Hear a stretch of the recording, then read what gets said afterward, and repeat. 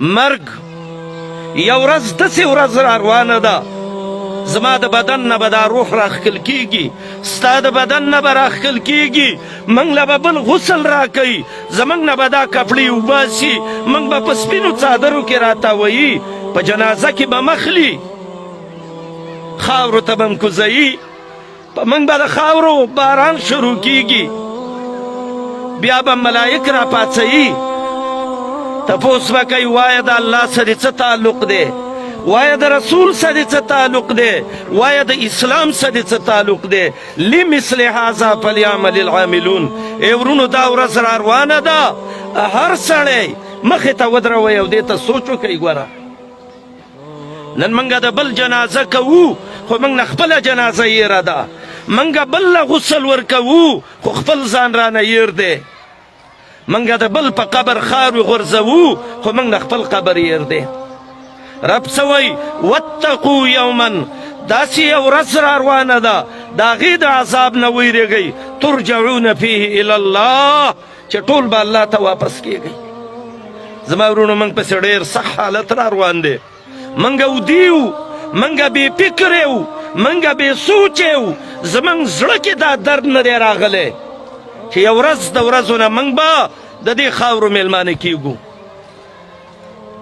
الله دې موږ سدا فکر پیدا کړي که موږ سدا فکر پیدا شو تاسې یقین وکئ موږ نه په اخترو کې چکرونه تللی شو نه ګډېدی شو نه ډمان شو راوستی او نه اسمانونو ته ډزې شو کولی او نه به خطیبان او نه د حکومت خلک به تا ته وایي چې ډزې مه کوه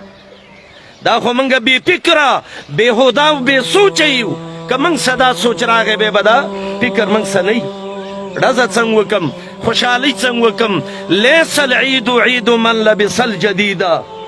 اختر دا نه دی چې ښې جامې واغونده ولکن العید عید من خاف الوعیده اختر هغه دی چې د الله د عذاب نه ویرېږئ زما ورونو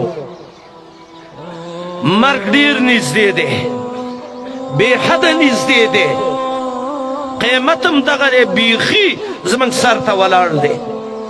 رب څه وایي د قیامت باره کې واقترب الوعد الحق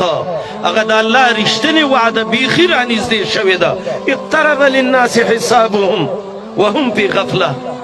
الله وایي ګوره دا خلک ناخبره دي او دوی ته هغه حساب چې دی بیخي رانږدې شوی دی نن زما ورونو موږ د دنیا په مزو کې د دنیا په چرچو کې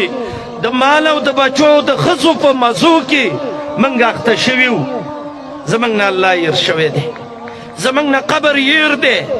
زموږ نه حشر ير دی زموږ نه هغه ورځ يره ده چې د الله مخې ته به په تله د میزان کې زموږ عملونه ورچلی شي چاته چې یادي هغه داسې نه لکه موږ او تاسې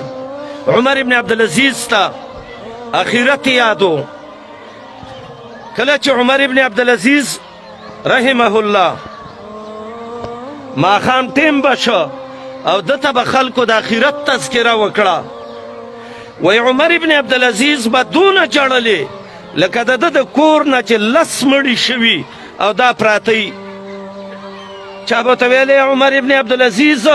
څه چل شوی دی هغې ویل د دې نه هم لوی چلي د الله بندګانو چې مرګ او قبر زموږ مخې ته پروت دی الله اکبر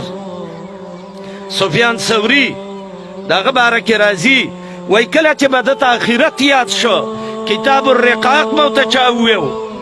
داسې به یارېده چې واړه بول به یې وکړه هغه به هم د وینو سیلاب وخه